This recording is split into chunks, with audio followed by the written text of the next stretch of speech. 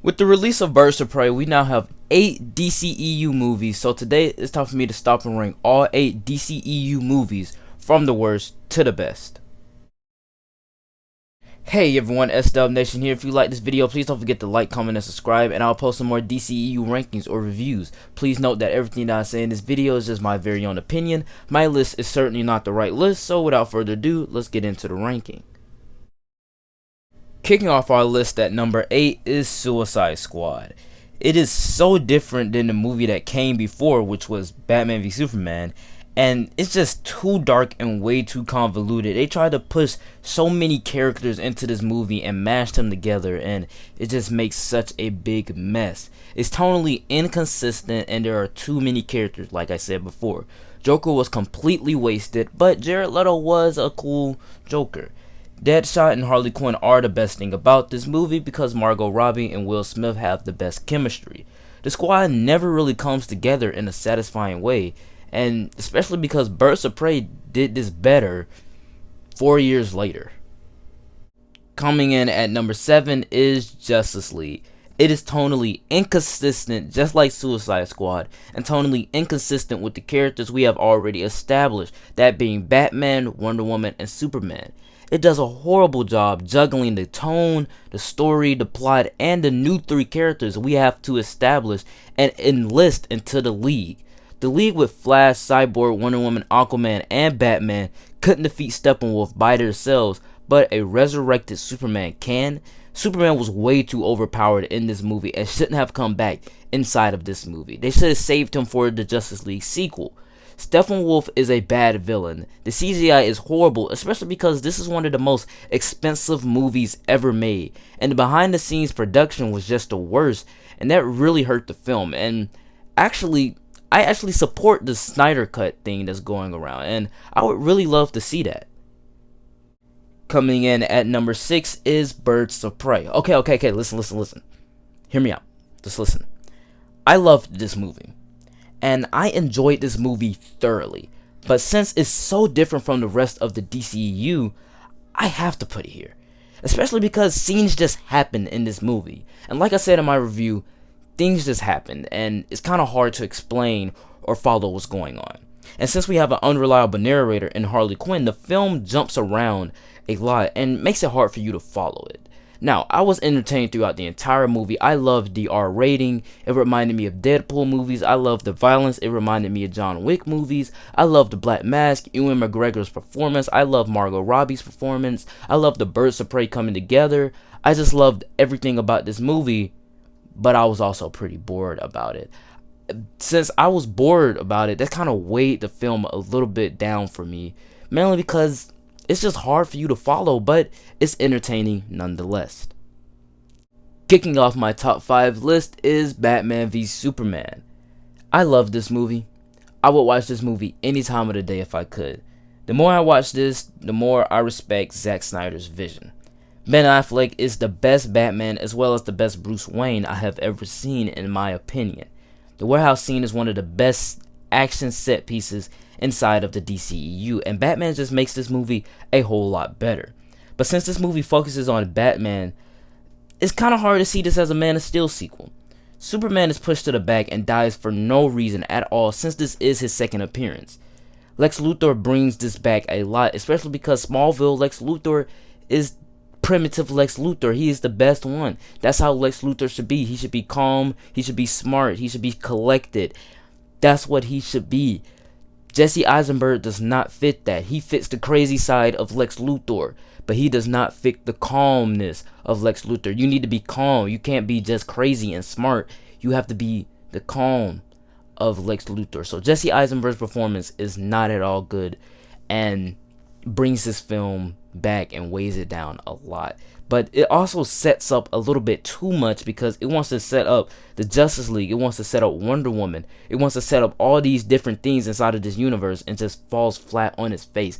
But with all its imperfections, I still love this movie, and I own the Steelbook. This is my only Steelbook that I own, and wow, I love it. The Ultimate Edition is I think it's better than the theatrical cut. I mean, a lot of people think it's better than the theatrical cut because it shows a lot more scenes that shows Clark Kent being a reporter and investigating the Batman, and Bruce Wayne doing a little bit more detective work. So scenes just don't happen like they did in theatrical cut.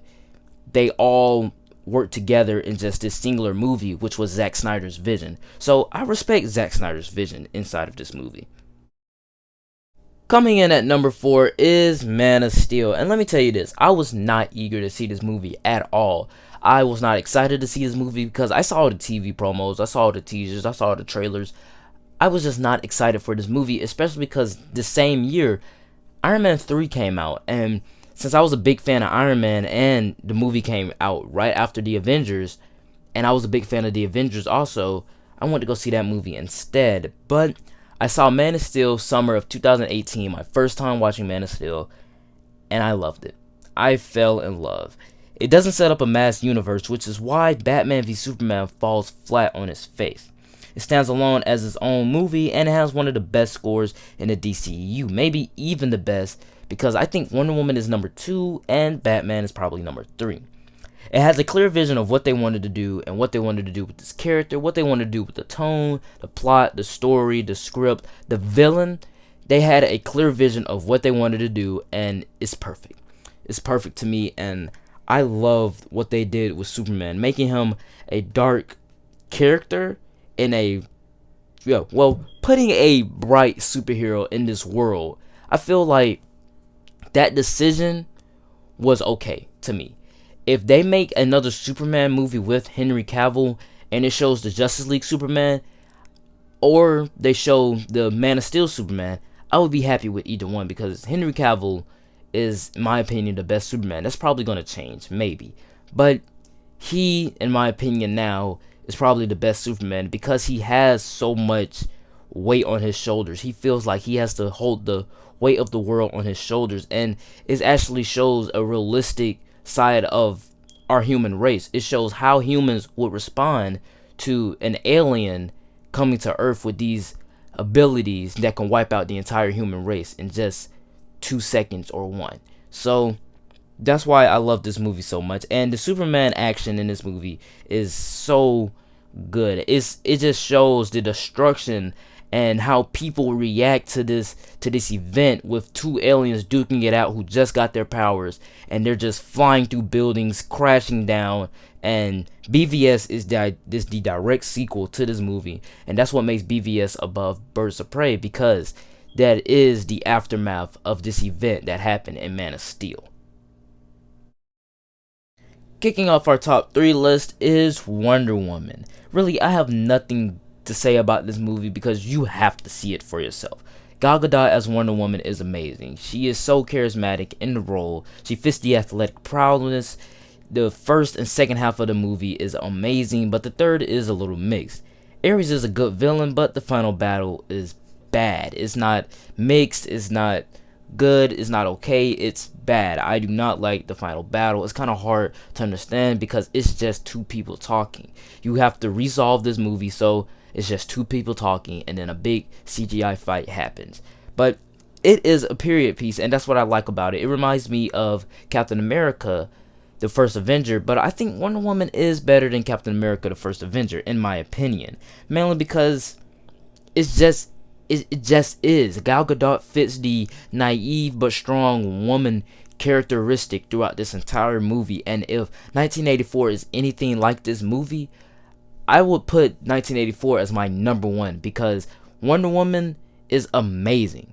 If 1984 is even better than this movie, it has to go on my number 1. Our runner-up at number 2 is Aquaman. And Jason Momoa is so fun. When they was announced this movie, I was so ready. I was so excited. I was so pumped. The movie came out. I was ready to go see it. I saw it. It was amazing. The butt end of jokes made more money than a movie featuring Batman, Superman, and Wonder Woman all together. The story is amazing and sympathetic. King Orm is a great villain, and his motives resonate with what's going on in the real world. Sometimes he's right, sometimes he's wrong, and that's what makes him such a great villain, because you can resonate with him, but also you don't agree with him. Aquaman was the first real fun movie inside of the DCEU, and James Wan he went off on this movie. He is a great director. From the horror movies to Fast and Furious 7, he is amazing. The shots in this movie are glorious, and it's just so corny and campy, but which is why I love it, because it made $1 billion. I think this is the first, yes, it's the first DCEU film that made $1 billion, and the only one that made $1 billion. So I love this movie, and I watch this movie any time of the day, just like Batman v Superman. But coming in at my number 1 is Shazam. Zachary Levi is such a big kid. He fits the 12-year-old in a man's body perfectly well. The movie is all about family and has a whole lot of heart, besides the fact that demons eat people's heads off in this movie. The effects are also amazing. Dr. Savannah is amazing and has great motives. But the decision to make Billy Batson family all Shazams, I think that's what they call Shazams, wizards, I don't know. It didn't resonate with me. But the fact that this is an orphan that has a chance at a great family and can also turn into an adult superhero, that brought me in.